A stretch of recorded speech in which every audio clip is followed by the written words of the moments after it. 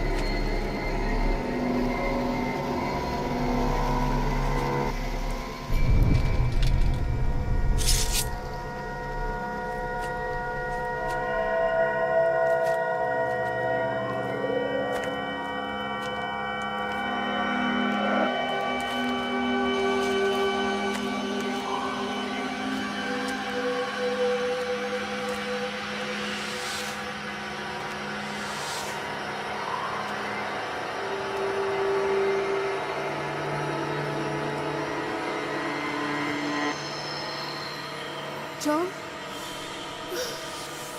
Chong! Chong! Ano ginagawa? Chong!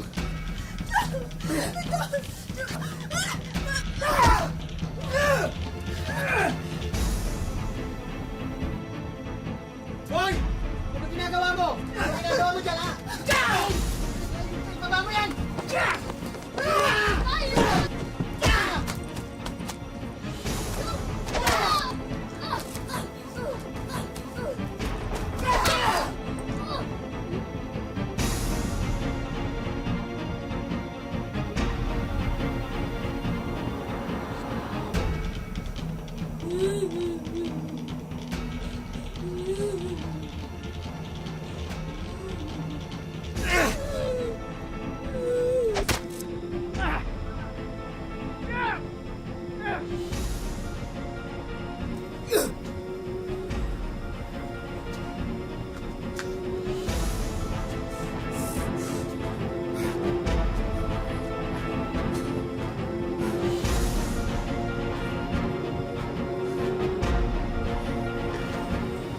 Hindi. Kailangan kong makita si Emily. Ako hindi.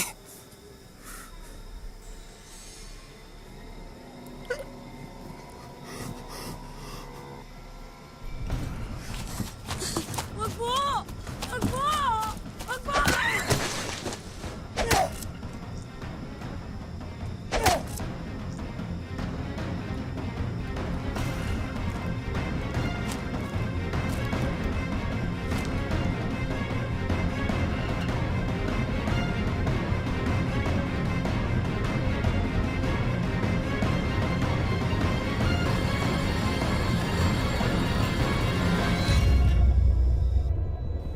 Para sa marami, pamilya ang sandigan at pinaghuhugutan ng lakas para magpatuloy sa buhay gaano man ito kahirap. Pero paano kung mismong kadugo mo pa ang sanhi para unti-unting mawasak ang pamilyang pinilit mong itaguyod sa mahabang panahon? Tunghayan ang kwento ni Emily at kung paano niya mapagtatagumpayan bilang asawa at ina ang sunod-sunod na dagok na dumating sa kanyang buhay. Magandang araw po mga kapuso. Ako po si Vicky Morales at ito ang Wish Ko Lang.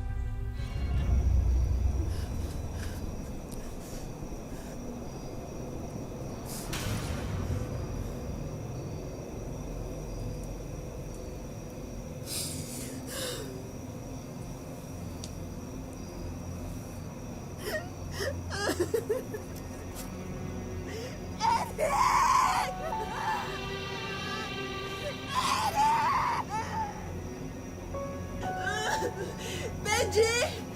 Benji, Marilyn! Mga anak ko! Mga anak ko! Benji, Marilyn! Mga kapitbahay, tulungan niyo kami! Ang mga anak ko! Nasaan ang tatay niyo? Mga kapitbahay! Si Daniel bumalik.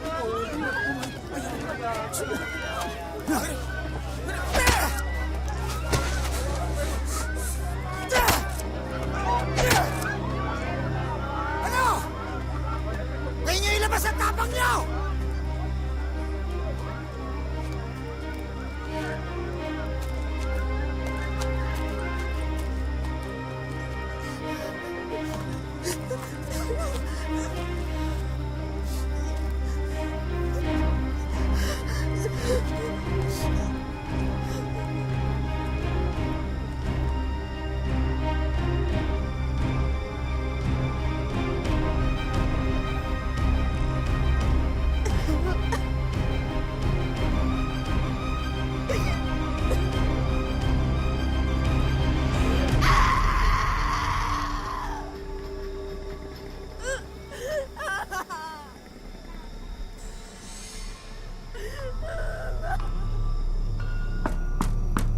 Sandali lang.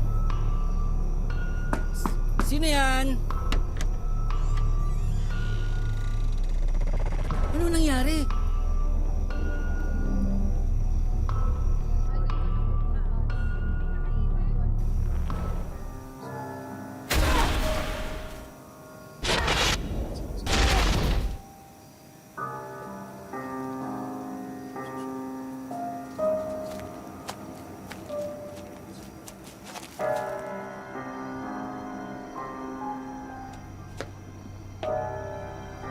Mabuti pa.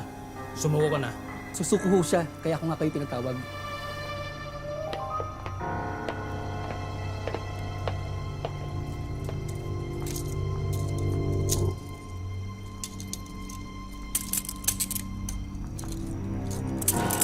Ano naisip mo? Bakit mo nagawa nga dito? Pinatay ko sila dahil dapat lang sa kanila yon.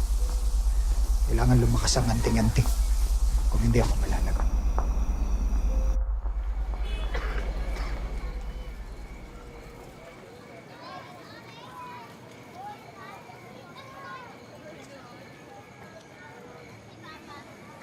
Maraming salamat ho, Mayor. Walang kaso. Maliit na bagay lamang yan. Kumpara sa sinapit ng anak mo at sa mga kapitbahay niyo sa trahedya. Sisiguraduhin ko na magbabayad ang may sala sa malagim na pangyayari sa bayan natin. Di ko pahintulutan na mangyari muli ito. Salamat po. Salamat po, Mayor.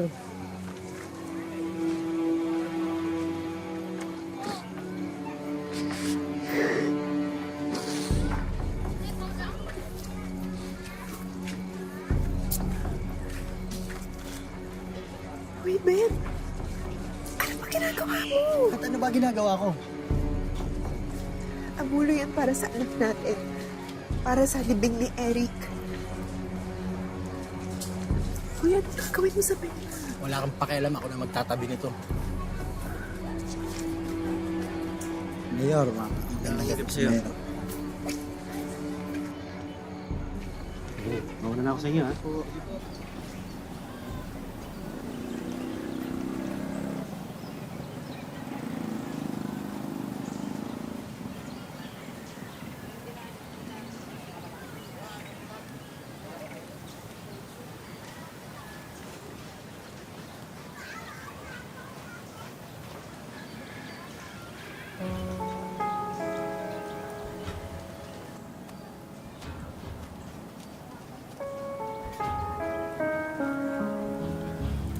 Ben?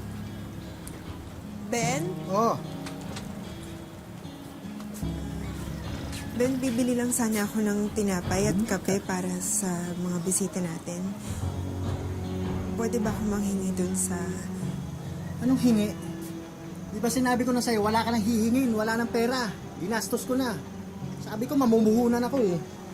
Pero hindi para sa atin yun, para sa anak natin yun. Anong hindi para sa... Hoy! Kung magsalita ka, parang ako may kasalanan ha? Hindi mo ba nakikita to? Ha? Pati ako, tinaga na magaling mo na tuhin, ha? Ha? Hindi na kayo ang biktima rito, pati ako biktima rin! Wala akong pakialam sa kanila, umalis ka dyan!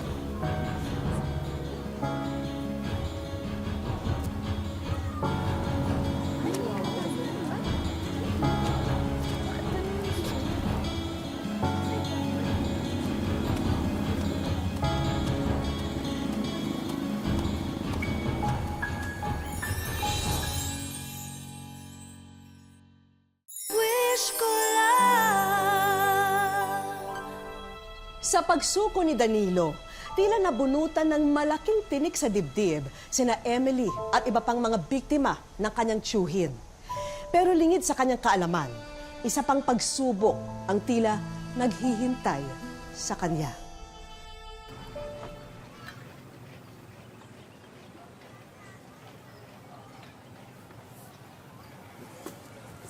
Emily, sandali lang. Meron pa dito. Ito. Tsaka, ito nga pala yung bayad ko. Ayan dinagdagan ko na yan. Tsaka, bakit kasi ikaw ang nagtatrabaho? Nasaan bang asawa mo? Sige ho, marami pa po akong kukunin sa kabila. O siya, sige, mag-ingat ka ha.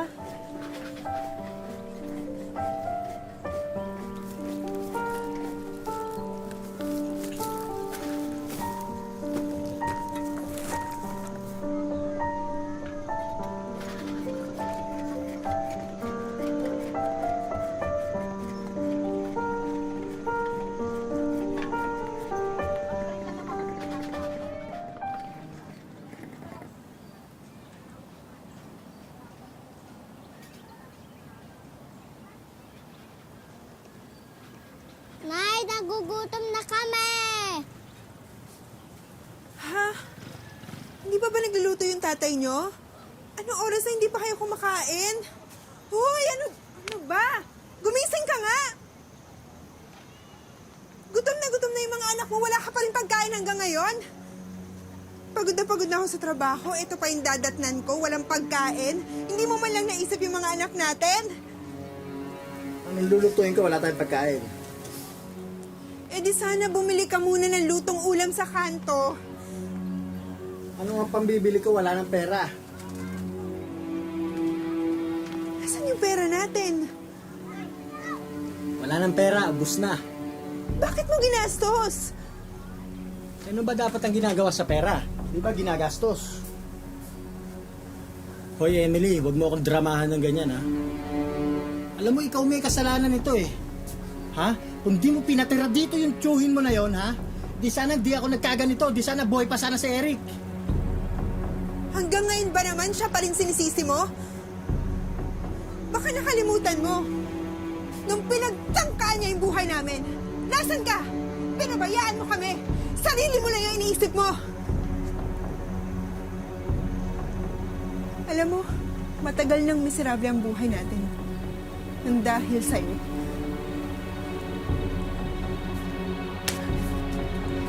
Nagsasawa ka sa ganitong buhay, eh di maghiwalay na tayo.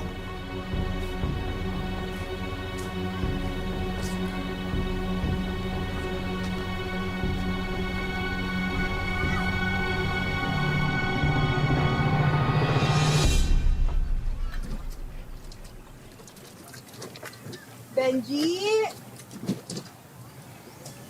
Marilyn! Oh, magugustuhan nito. Benji, Marilyn! Mga anak, kumain na muna tayo. May pasalubong ako sa inyo. Benji? Marilyn? Benji? Marilyn?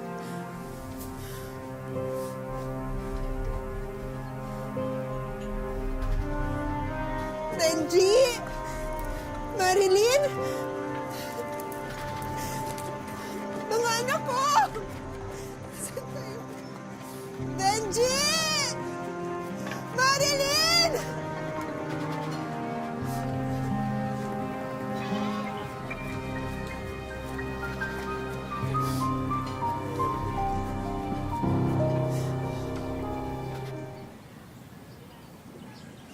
Ate, pwede akong magtanong?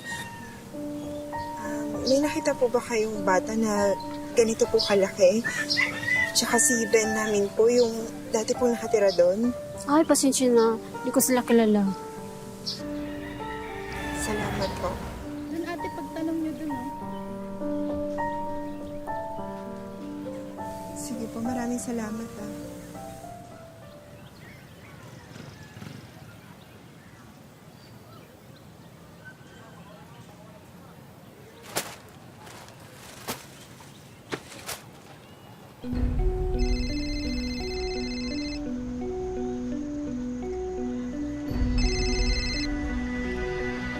Hello ate, ano may balita na ba kayo sa mga anak ko?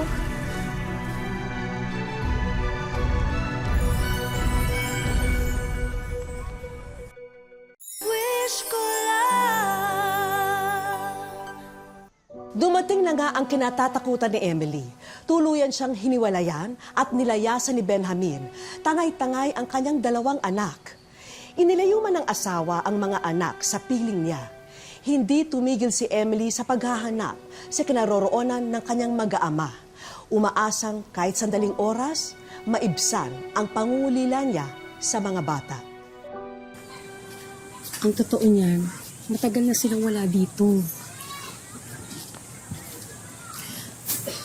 Naku, saan ko kaya sila pupuntahan? Saan ko kaya sila mahanap? Ang tanging nabanggit sa akin, mapunta daw sila sa Katarman. Katarman? Diyos ko, napakaraming tao dun. Paano ko naman sila mahanap dun? Napakamahal ng pamasahe dun. Yung kinikita ko sa pamamasura, napakaliit lang. Pasensya ka na, ha? Hindi kita matutulungan, eh. Okay lang ate. Napakalaking tulong niya yung nabanggit mo. Salamat. Salamat din, ha? Mag-iingat ka. Hindi naman ako titigil hanggang hindi ko pa nakikita yung mga anak ko. Nakita mo rin sila, ha? Basta mag-iingat ka, ha? Salamat.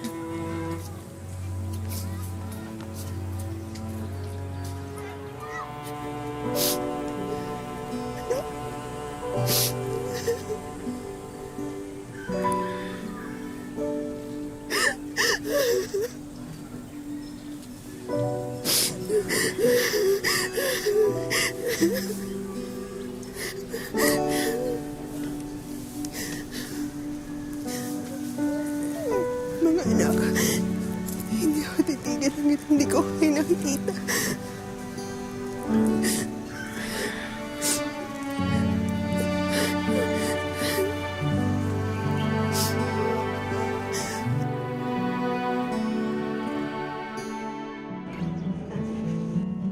Labing-1 taon na ang lumipas nang maganap ang malagim na masaker sa lugar ni na Emily na ikinapaslang ng kanyang panganay na anak. Ngunit nananatiling nakakulong sa kanyang isipan ang bangungot na idinulot nito sa kanya at sa kanyang pamilya. Kahit ilang taon, hindi ko pa rin matanggap na nandiyan siya sa kanyang kalagayan. Ang hirap kaya tanggapin. Kasi kung hindi lang masakit, hindi masahan mangyari sa anak ko yan.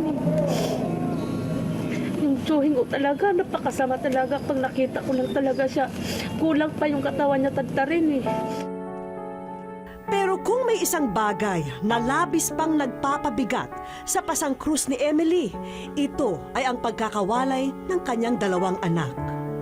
Simula kasi nang itinakas sila ng kanyang asawa na si Benjamin, mahigit 1 dekada nang hindi na muli nakita ng pobreng ina ang 2 niyang supling. Yung 2 anak ko po, andun po sa kanya, wala po sa akin. Tapos, yun ang inahanap ko ngayon, kung ano na ang kalagayan nila doon. Dahil tiyuhin ni Emily ang may kagagawa ng masaker, sa kanya na rin naibunton ng pamilya ni Benjamin ang sisi kung bakit nila sinapit ang ganong kapalaran. Ako sinisisi po sa kapatid nila na dahil po sa nangyari dito sa aming lugar na Kung hindi daw nakatira dito yung kapatid nila, hindi daw mangyari ganyan na may sugat ang kapatid nila. Kung hindi lang dahil sa kapatid nila, gusto nila na paghiwalayin kami kasi hindi ako tanggap sa mga kapatid nila. Ganun pa man, hindi rin naman naguhugas ng kamay si Emily para lamang malinis ang kanyang konsensya sa sinapit ng kanyang pamilya. Alam niya kasing naging marupok din siya noong mga panahong kailangan siya ng kanyang mga anak. Kung bagay, mas nanaig ang takot sa kanya nung dapat ay ipinaglalaban niya ang kanyang karapatan sa mga bata. Marilyn, Benji, sana patawarin niyo ako sa mga kasalanan ko sa inyo. Hindi sana tayo magkahiwalay kung hindi dahil sa papa niyo. Marilyn, matagal ko na kayong hinahanap. Wala rin akong pera na pamasahe papunta sa inyo. Paano ko kayo makita? Natakot din ako sa lugar nila dyan. Mahal na mahal ko pa rin kayo. Sa ngayon, animoy mas lalo pang nalubog sa putik ang naging kapalaran ni Emily. Kung hindi pa kasi siya mangangalakal ng basura, matutulog siyang kumakalam ang sikmura. Minsan ay sumasagi na sa kanyang isipan na pinaparusahan na siya ng langit dahil mas pinili niyang manahimik nung itakas ng kanyang asawa ang mga anak nila. Tatanggapin ko pa rin yun. Kahit anong sakit na salita nila sa akin. Siyempre, masasaktan din sila kaya ilang taon na iniwan ko sila. Sana tanggapin nila ako sa aking kamalian kung anong ginagawa ko sa kanila. 12 taon ang nakaano sa akin ngayon na gusto ko sana ipasyal ko kayo kahit saan ang gusto nyo, sa peryahan o saan man, sa park. Sa aming pagbabalik, malamig ang dalawang bata kapag napag-uusapan ang kanilang ina. Maliit pa ako, sinama na ako ni Papa. Doon ako lumaki, hindi ko na siya naalala. Wish ko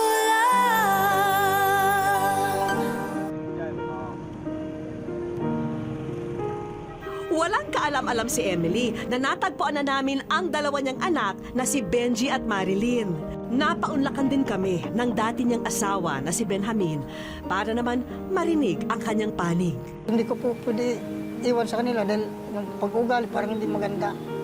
Ano po? Parang hindi maganda yung pinakita nila sa akin na pag-ugali. Lumalabas sa aming interview kay Benjamin na hindi na nga maganda ang nagiging takbo ng pagsasama nilang mag-asawa. At para na rin makaiwas sa gulo, pinili na lamang nilang magpakalayo. Mabait naman siya. Wala naman po ako personal na galit. Ang ano ko lang, na ilalayo ko dito kasi yung nangyari sa amin na pinananaga kami. Baka mangyari ulit sa kanila, hindi na rin kami kikita-kita. Magulo man ang naging pagsasama noon ni na Emily at Benjamin, isang bagay naman ang naging malinaw sa amin. Malamig ang dalawang bata kapag napag-uusapan ang kanilang ina. maliit pa ako, sinama na ako ni Papa. Tapos, doon ako lumaki, hindi ko na siya naalala. Hindi ko po rin alam kung mahal pa kami ni Mama. Kasi di niya kami hinahanap. Sana magkita na tayo. Mahigit 10 na tayong hindi nagkita. Sapat na ang aming narinig. At kung merong tao na dapat na kumausap sa mga bata, walang iba ito kundi ang kanilang ina. Gayunpaman, tinitiyak naman ni Benjamin sa dating asawa na hindi siya nagkulang bilang magulang sa kanilang 2 anak. Mahal ko sila. Hindi ko sila sinasaktan. Hindi ko sila pinababayaan.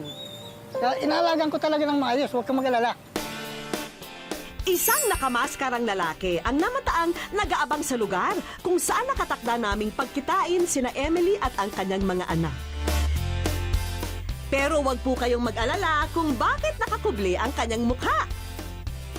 Ipinapakilala nga pala namin sa inyo si Ishko the Magician. Siya kasi ang aming magiging instrumento para naman maging ekstraordinaryo ang araw na to sa buhay ni Emily.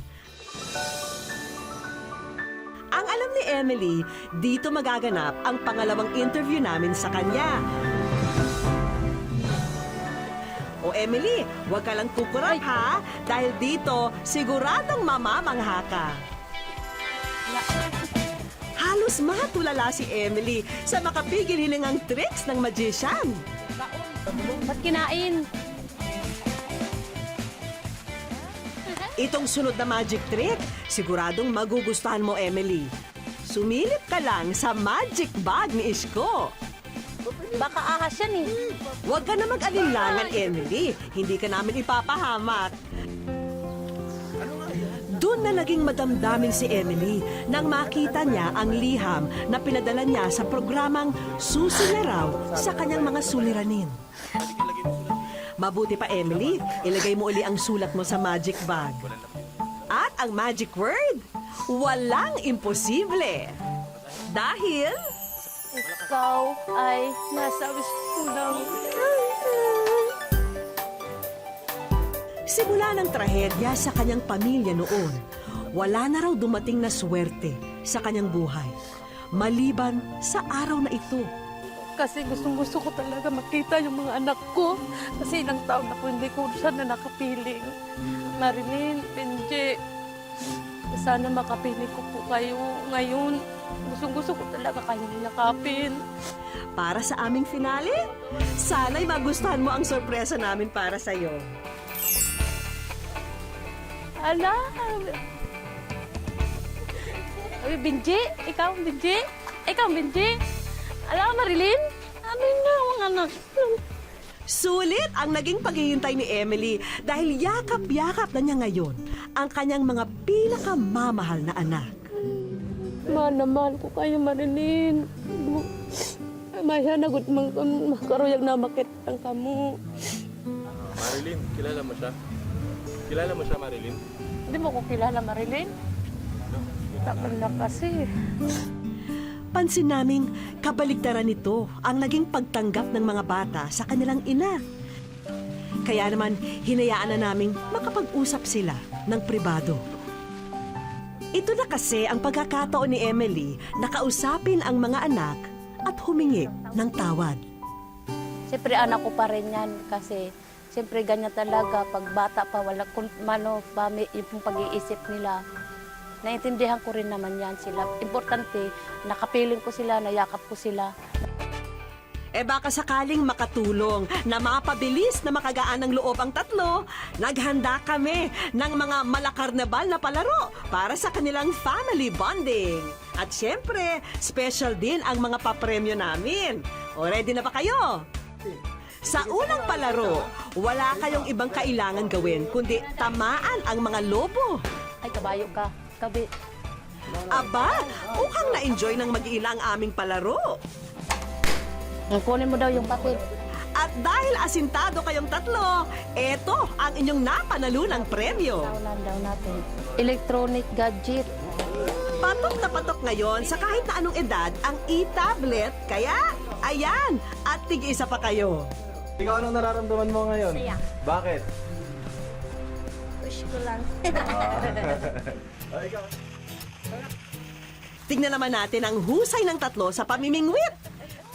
Special din ang premyo sa palarong yan, Emily. Hi, Miss Emily. Nakikibahagi ang Soriaco Hotel and Resort sa katuparan ng iyong wish. Kaya in behalf of our family, bibigyan ka namin ng accommodation and meals. Isang libreng bakasyon lang naman sa napaka-eleganteng hotel na ito ang inyong may experience. Ma'am, nagpapasalamat po ako sa inyo. Kung hindi dahil sa kanila, hindi po ako makakarating ganitong hotel. Ngayon lang po ako, first time ko pa lang po nakapunta po ako dito. We save the best for last, kaya dapat galingan nyo, Emily, ha? Pero dahil nakikita naming nag-enjoy ang mag-iina, dito pa lang, ngiting panalo na ang ilaw ng tahanan. Tama yan! Hakutin yung lahat ng papremyo. Nakikibahagi ang DOLE sa katuparan ng iyong wish at ito ay isang certificate for qualifying as a beneficiary for the DOLE Integrated Livelihood and Emergency Employment Program, a worth of 20,000 pesos starter kit for a sari-sari store business. Nagpapasalamat po ako sa kanya, kay ma'am at saka lalong-lalo na sa sa GMA.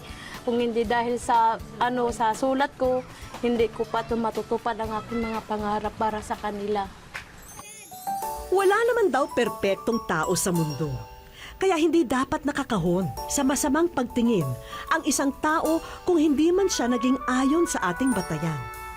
Ang mahalaga, hindi siya tumigil na gumawa ng paraan para maituwid ang mga pagkakamali, kapiling ang mga mahal sa buhay bilang mga inspirasyon. Sabi nila, bawat pamilya ay may kapintasan dahil lahat ay may bahid ng pagkakamali. Hindi man naging perpekto ang mga pinagdaanan ni Emily. Ang mahalagay, natuto, nagsisi at handang ituwid ang pagkukulang noon. Hanggang sa susunod na Sabado mga kapuso, ako po muli si Vicky Morales at ito ang wish ko lang.